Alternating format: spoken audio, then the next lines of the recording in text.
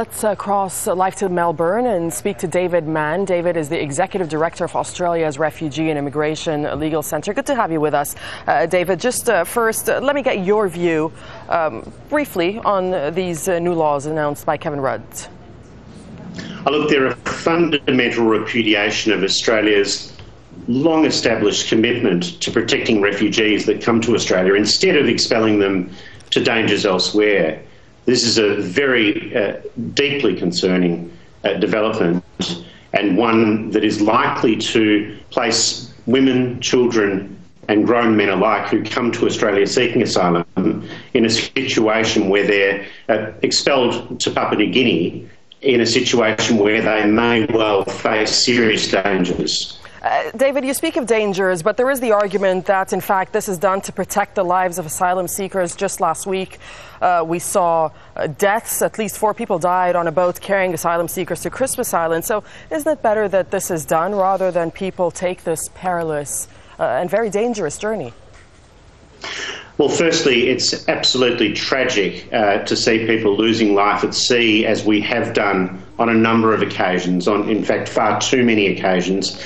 But really, this is not the way to address it. What we need to do is work with our neighbours in the region to create safer, more stable conditions for them so that people don't take these deadly risks. But what we also know is that deterrence policies don't work. They don't address the root cause of why people take desperate measures to get to safety, and that's because they're prompted by dangers elsewhere. You see, all that deterrence measures really do, as we've seen time and time again, is sweep people from our doorstep to dangers elsewhere. Now, in this case, we know that Papua New Guinea is an extremely unsafe place. It's a country that has signed the Refugees Convention, but with serious reservations, but a country that has not in practice properly implemented those promises, and in fact a country where the protections don't exist for refugees, and a country with widespread and pervasive violence, including toward women,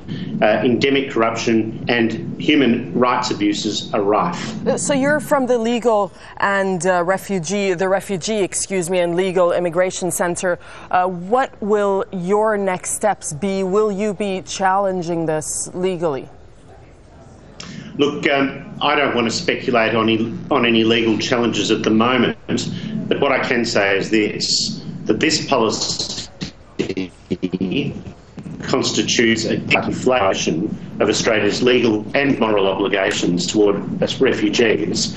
And one thing stands to reason, that even if Australia transfers asylum seekers to another country, it does not transfer with that its legal responsibilities to those people. It retains its legal responsibility to those people and to their predicament and their fate. And what we know about the conditions in PNG from independent bodies reporting recently is that people are subject to inhumane and degrading detention, and that the country is extremely unsafe, and that around the country there are widespread human rights abuses and violence. All right, David, thank you. That's David Mann speaking to us from Melbourne in Australia.